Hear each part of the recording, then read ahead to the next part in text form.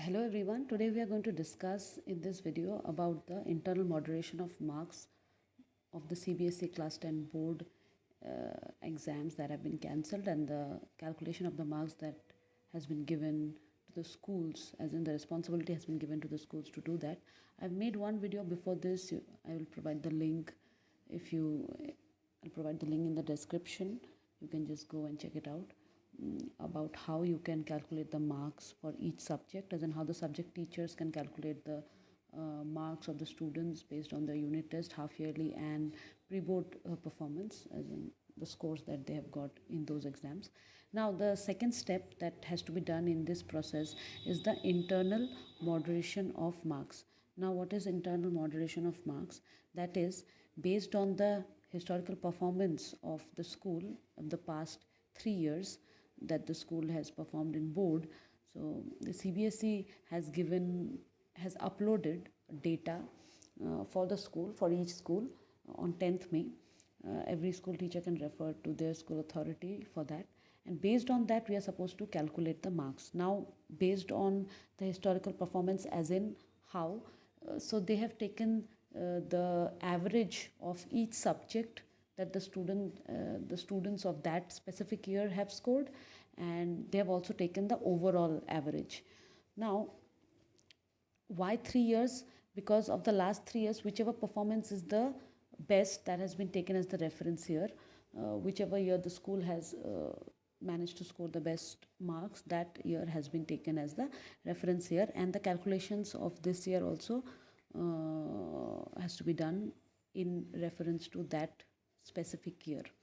Now say for example, the reference year for this example which is given here in annexure 3 in that PDF of policy of tabulation is 2020. So they have taken 2020 as the reference year.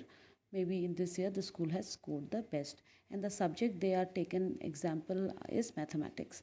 Now say in mathematics in the year 2020 this school has scored this amount of marks, as in 1% of their students have scored less than 26 out of 80.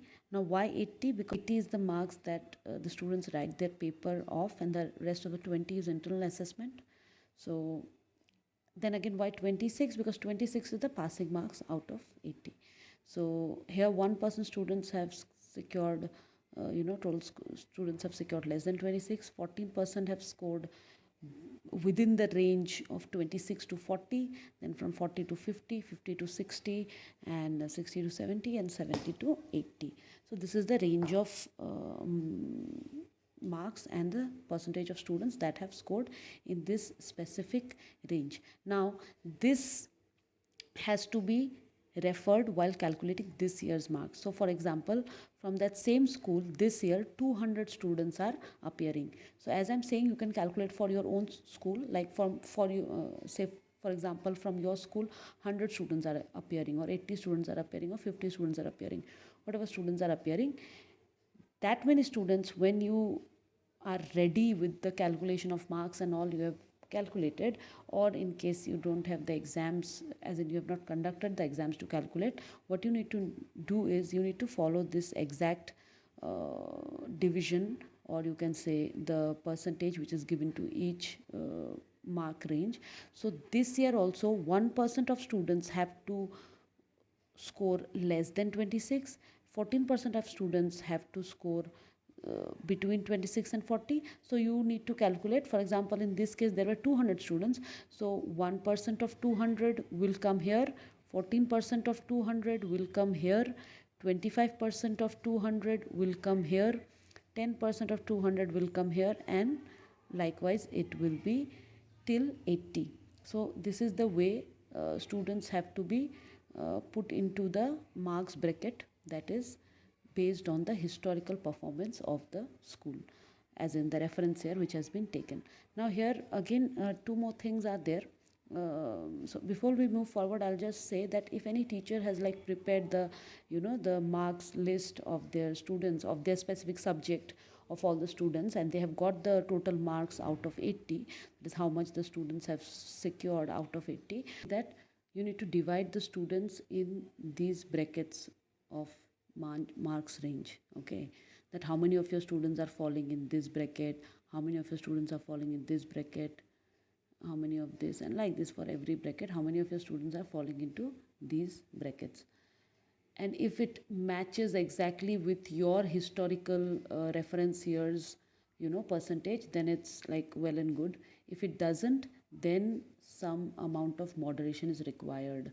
Now for that also they have given some rules. What are they? Two things are there. One is the average marks and one is the overall average.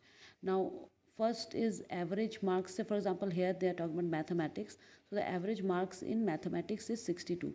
Means in that reference year, whichever year the school has best performed, the average score of the students in mathematics was 62.